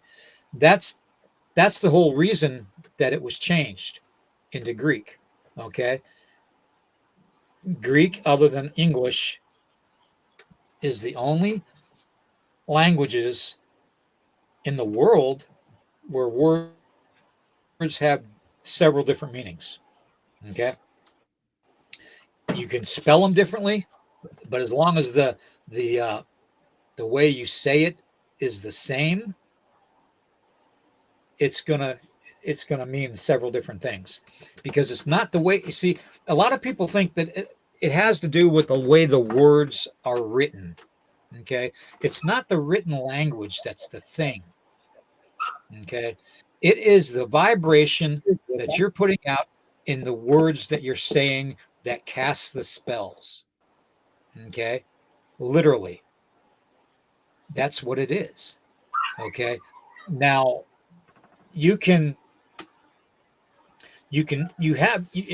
you can take and train yourself and whether it's through prayer or through meditation, whatever your thing is, spiritually, if you can improve that over time and teach yourself those lost abilities, you could pretty much live any type of lifestyle you want. Okay. And what a lot of people don't understand, when you're dealing with the likes of Hollywood, the music industry, you know how they all say it's, you know, oh, they signed a contract with the devil, they signed their name in blood and all that. That's true to a point. Okay. Because I myself wouldn't be here if the agreement wasn't made. Think about it. What I told you all in the beginning of the podcast. The agreement was made for my father to have the only son he ever had out of 7 kids. Think about it. If that agreement wasn't made for me to be a boy coming out, the last child, the last time my father had the ability to have a son, if that supernatural agreement wasn't made with a certain being by my dark arts mother, I wouldn't be here. Okay. So when we have the abilities, when we practice these abilities, and we whether it's through prayer, whether it's dark magic or the light, if we practice these abilities of prayer and self-manifestation, we can literally transform our lives. Okay. And I think a lot of the 3-letter agencies and stuff, and certain parts and aspects of the world government have figured that out. Okay. And they've known that for a very long time. That's why they always use, and I've said this a million times to you guys, they always use the distractionary tools at their service, which is weather manipulation, which is war, which is famine, which is disease and pestilence. They use it all to divert the attention of humanity away from what actually they are doing. Okay.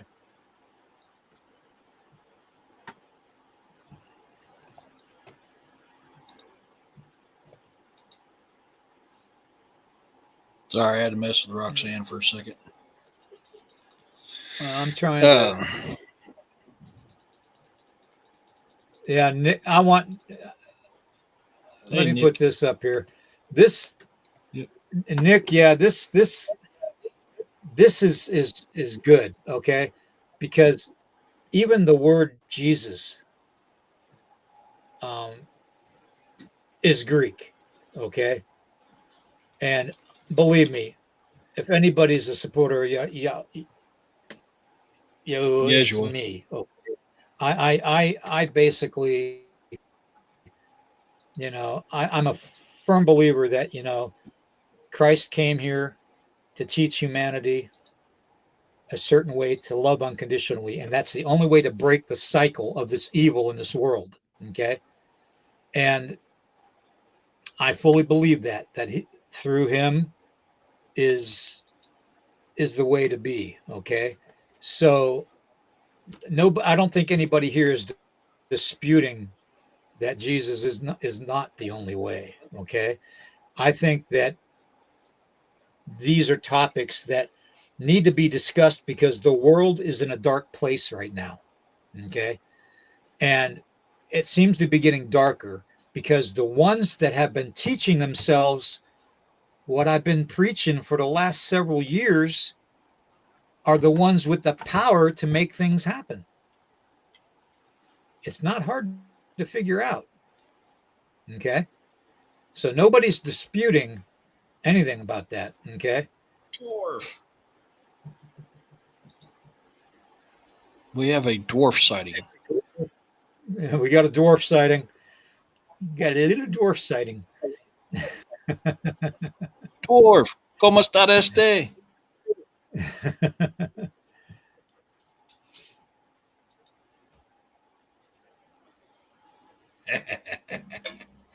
My man. Yeah, Bounty, you're right. Yeah. Jesus did.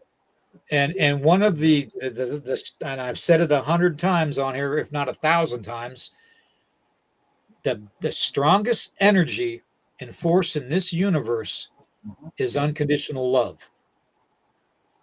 That's the one thing that all dark medicine people hate. Okay? Is unconditional love. Because it's such a strong force that we Why can't do you think they're anything trying to about tear it. away the family unit? Exactly. Yeah. I think that they're not only tearing away the family unit, I think they're tearing away people's souls. I think that they are literally working for the dark now. I really do.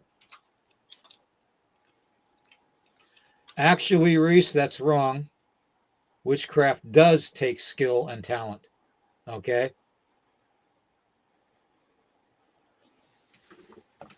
The more you practice it, the stronger you get. And it takes skill to actually practice it. So I've seen that for my own family. Ugh. But yeah, I mean, unconditional love, you're right on the unconditional love thing. And that's why, that's why I made that comment. That's why they're trying to tear up the family unit. Because what was more powerful besides Yahuwah and Yeshua for unconditional love, besides the love of a family for each other?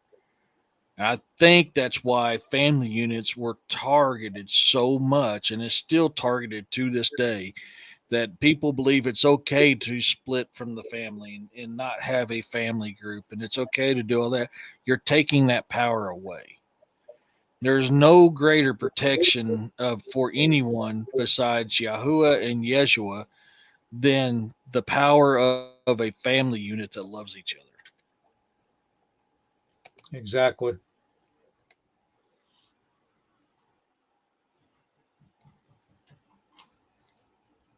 So, once again, that's my opinion, my theory, my hypothesis, but a lot of my research has proven that is a very, very good evidence to support that.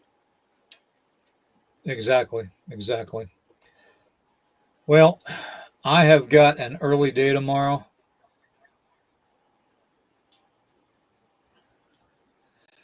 Oh, that's good, Nick. I'm glad you do sit demons down. So everybody has the ability to do that, though. That's not just a one-on thing. Yep. You learn a lot from a lot of the teachings of Christ, and using the abilities to set demons down and to make them fear you. That's not a hard thing to do. Making them fear you. You just got to be right. But it's got to be the right way. That's for sure.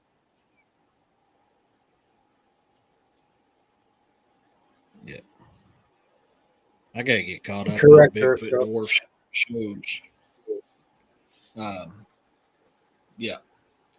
I got to get caught up on Bigfoot dwarf shows. I've been so busy lately. I haven't been able to catch anybody's shows lately. I'm way far behind. Yeah, we're going to end this pretty soon. So, if you all can just, like and share this out as much as you can. We all know that AI is messing with YouTube and channels and all that a lot, and not basically. Oh, good night, Marcy. Not basically, letting some podcasts get out there as much as they do the million viewerships and subscriber ones, especially when you talk about stuff like this.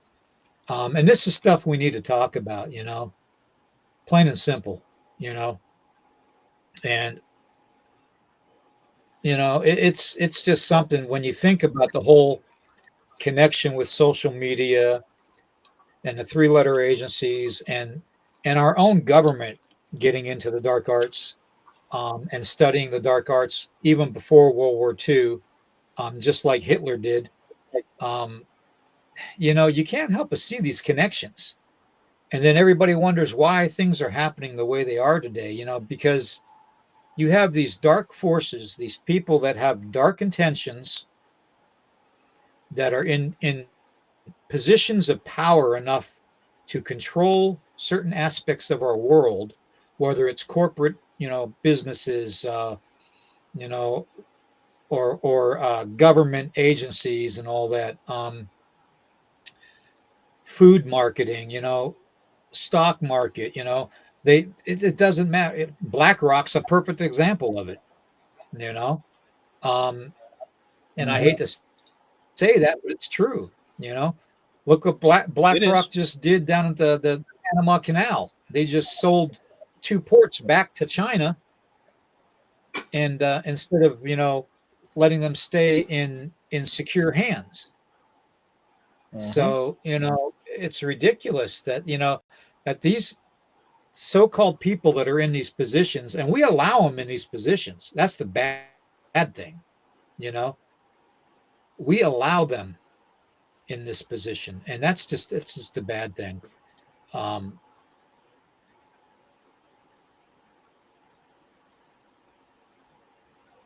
Yeah, I know. Reese, I'm sorry, and I can't. My energy level is, I don't know if you know, dear, but it's not good with me right now physically. Okay, so I can only go for so long, and it's amazing I lasted this long right now.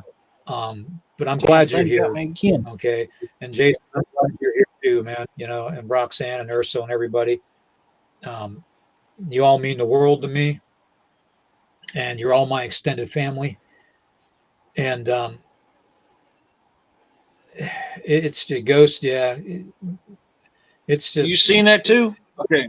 Am I smoking crack, or is anybody else seeing what I'm seeing on my screen? Yeah, I'm seeing it. I'm seeing it. Okay. It just Damn, went. It was have just to do on your other side. It was just on your other side. Yeah. It was. I was like, what the hell? I thought my daughter came in or something, and I didn't hear her because I got both headphones in. I looked up and she wasn't there. Yeah, you guys Yeah. saw it too? Okay. See, I'm not. Yeah. I told We're you I'm seeing not it. seeing things. Definitely. I seen a body, not just an armor. So I literally seen a body. Then I seen something else messing around here.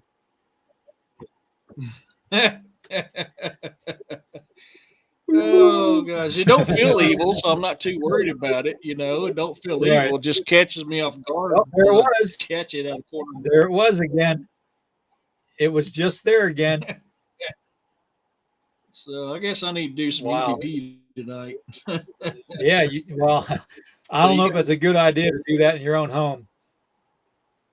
Yeah, I ain't worried about it. They're Bigfoot all here, no dwarf. matter where We're you're gonna at. So we're gonna have to put Bigfoot dwarf out as a guard tonight on your house. no. You can keep the evil at bay while you sleep. That's God. I've lost track how many times that thing's appeared tonight, man. Oh my God.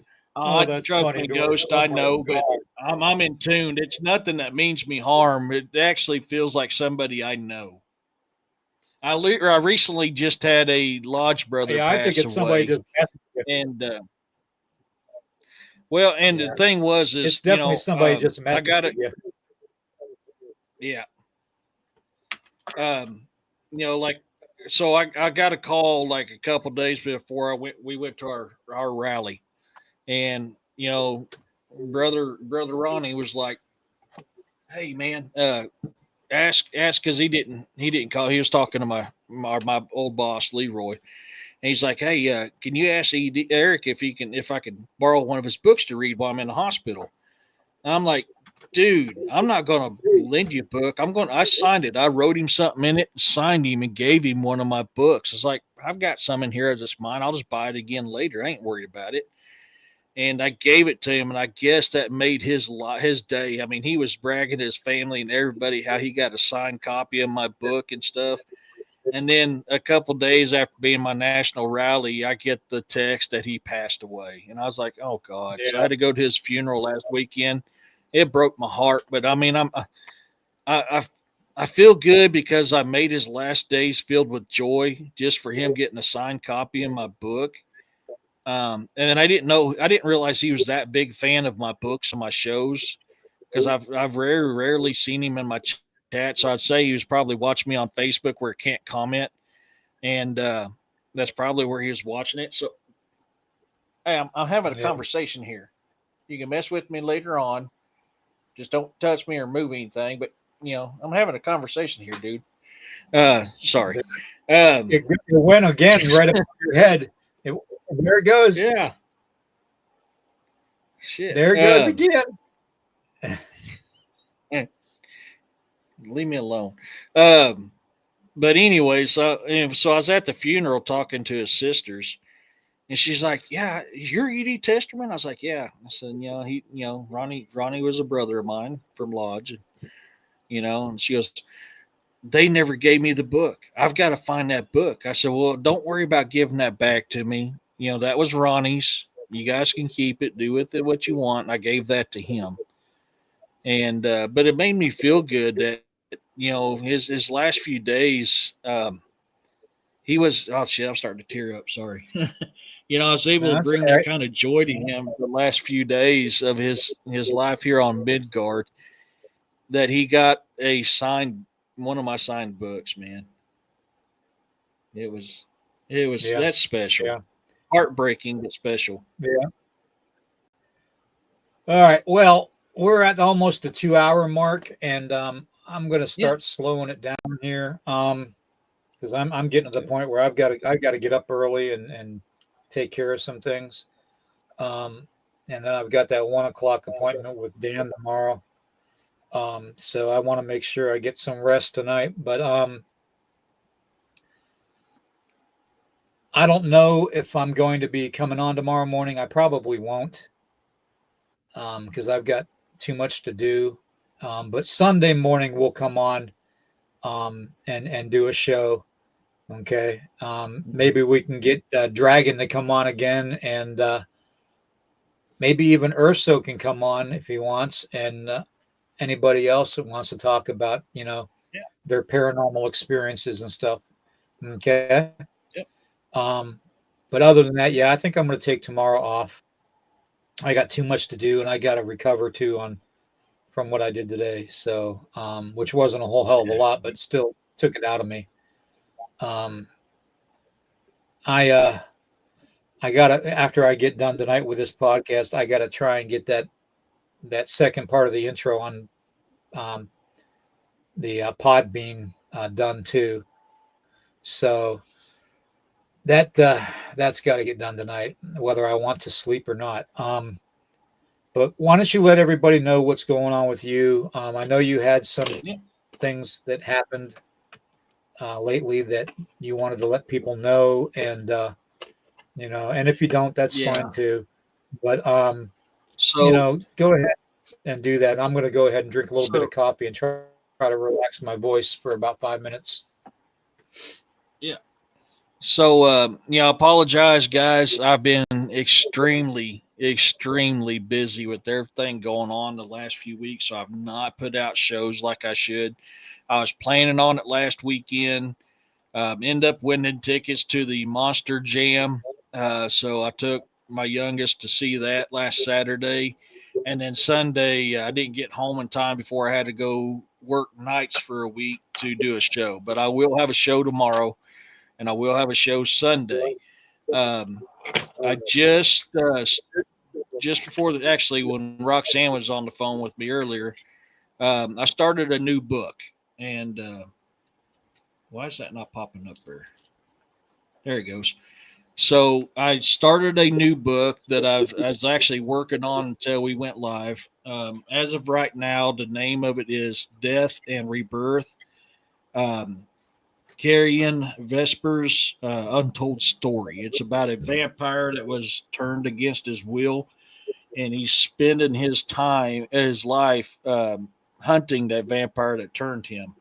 This is the book cover for it. I just created this earlier.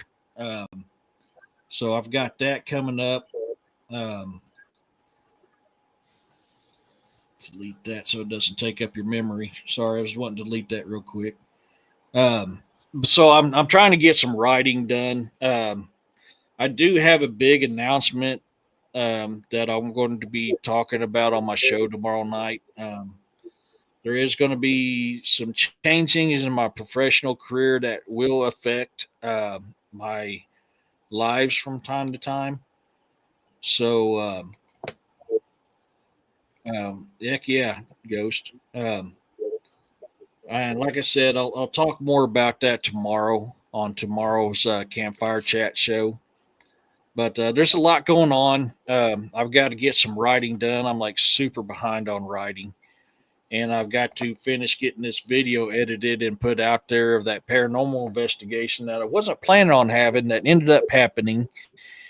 And a feeling I had before we did it ended up leading to me recording while I was sleeping with some interesting stuff that happened in the hotel room. So I'm almost done with that. I've got to go through the audio, which it's muffled pretty bad. So I don't know if I'm going to use it. I may just stick with what I got and revamp how I did it, just because the audio on the digital 360 for some reason was very muffled. But I've got a little over 4 hours of that to go through, and then I can stitch everything together and hopefully have that out. So that's pretty much what I am. It's just running nonstop as usual. And Martin, it's weird. No kidding, Jason. Huh. Yeah, it's just I had that thought come to my head the other night while I was at work, and I had to at least get it written down. And so I was actually on the phone with Roxanne when I started it, and I created the artwork, created the song afterwards, so it's available on all my social medias. The promo song for that book is out.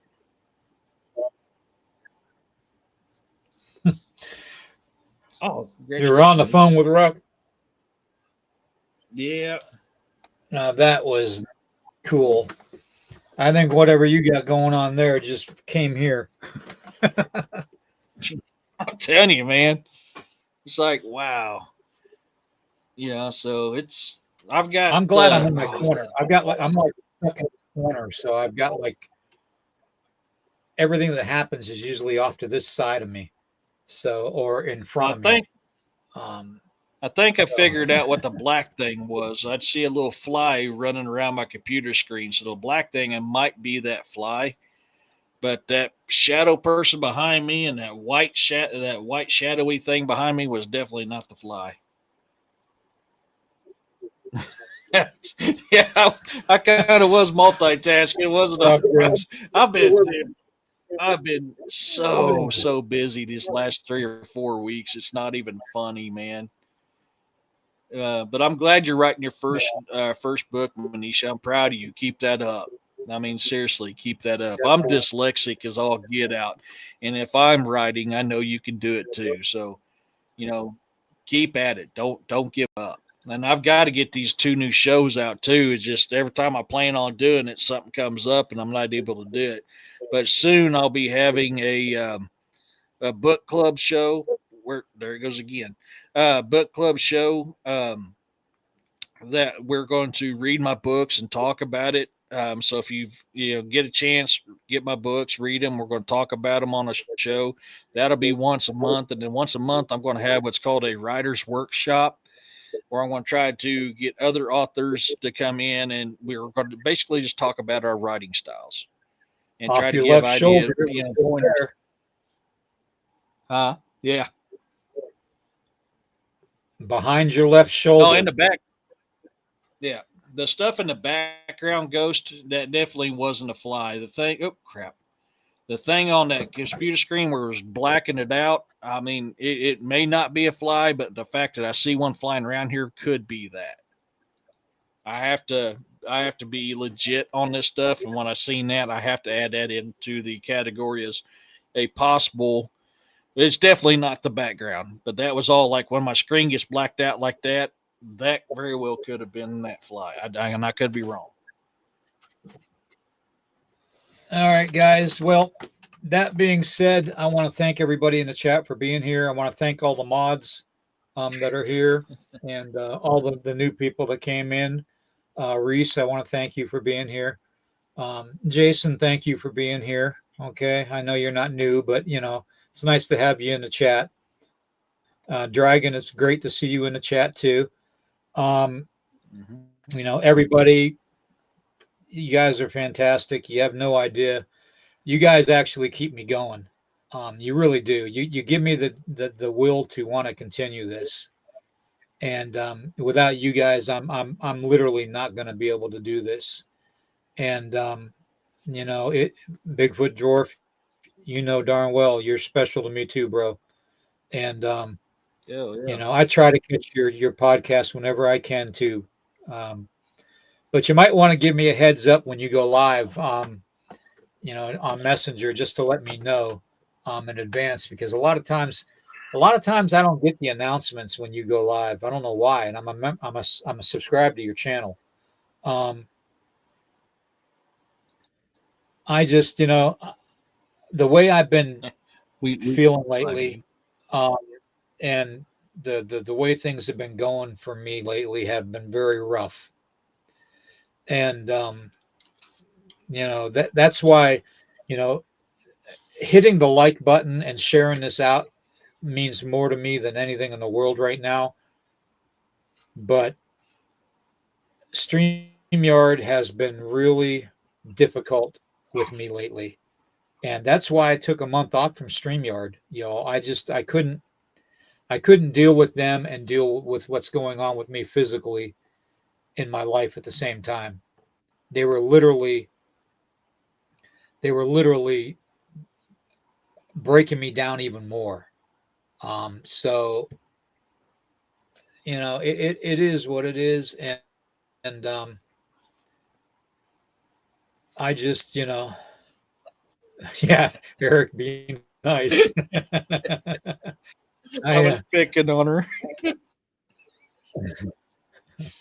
And it is what it is. I mean, but they're getting ridiculous with their fees and stuff too, and I keep on fighting them tooth and nail with what they want, what they say they're going to charge me and stuff. And if they end up charging me what they want to charge, I'm not going to be able to keep this going.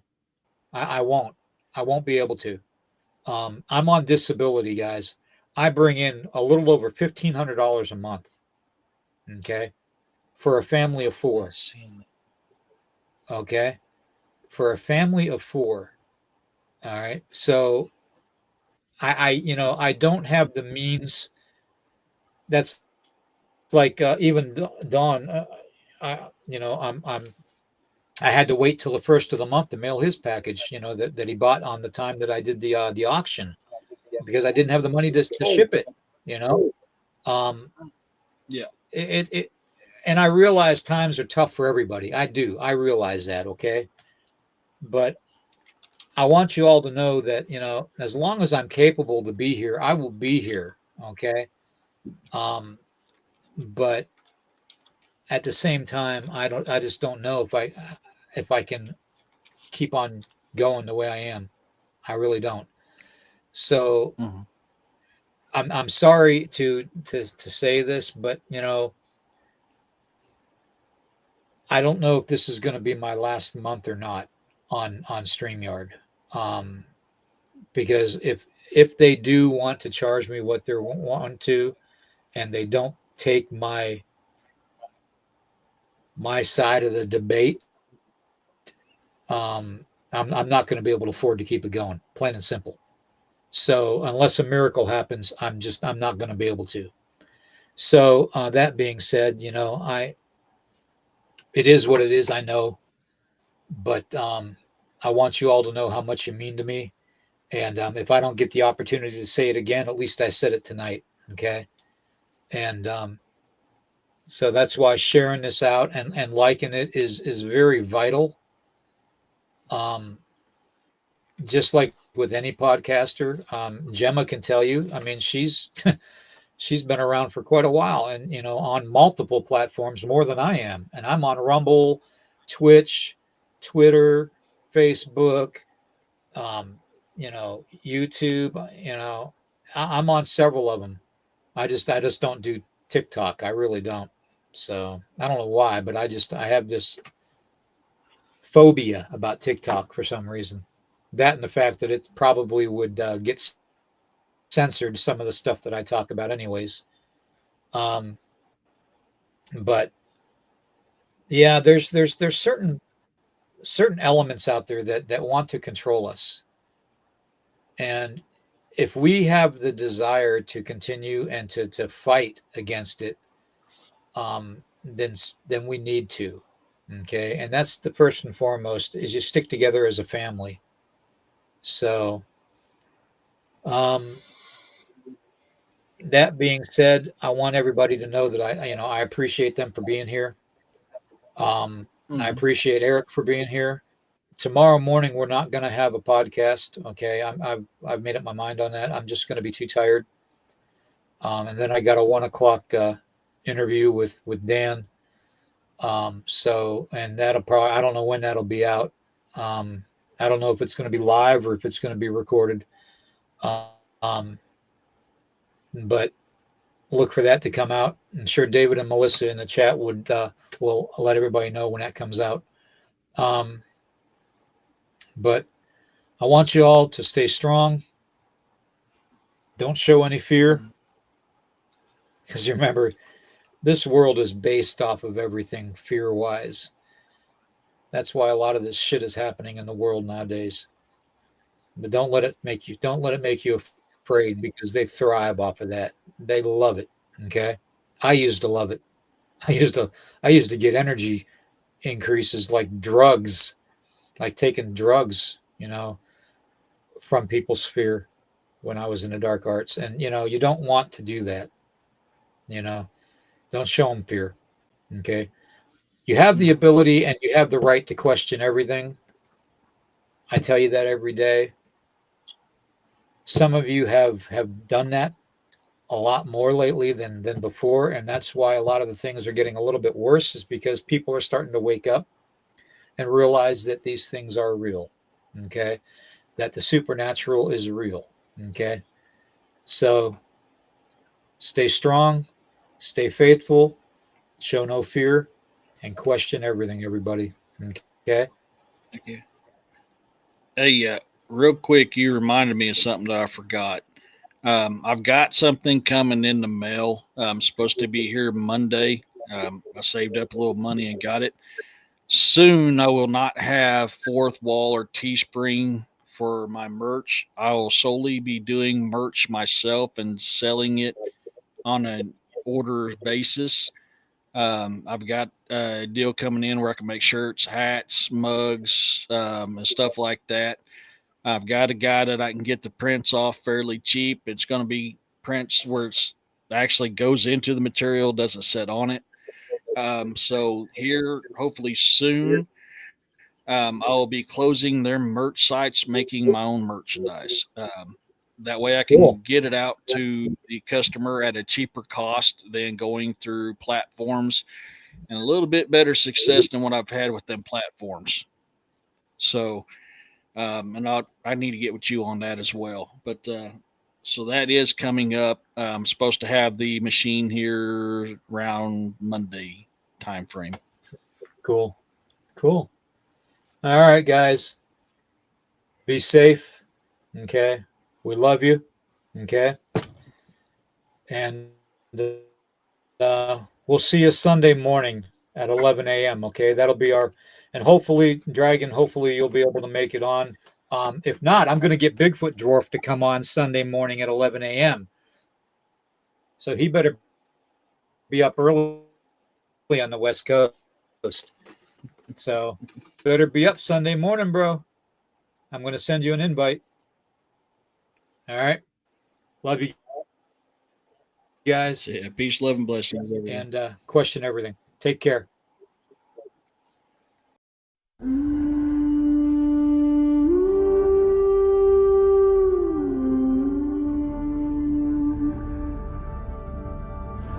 Through the mist we rise, a force unbroken, with banners high and hearts awoken. The sound of pipes, our war is calling. Like thunderous waves, our duty is falling. Stand tall, together we fight, with courage found in every breath. We'll fight like lions, defy our death.